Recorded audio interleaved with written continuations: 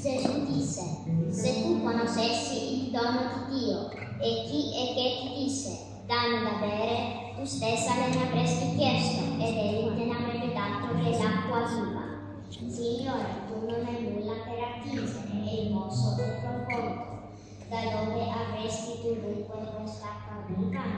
Sei tu più grande di Giacobbe, nostro padre, che si tiene questo posto e ne beve egli stesso con i suoi figli e il suo bestiame.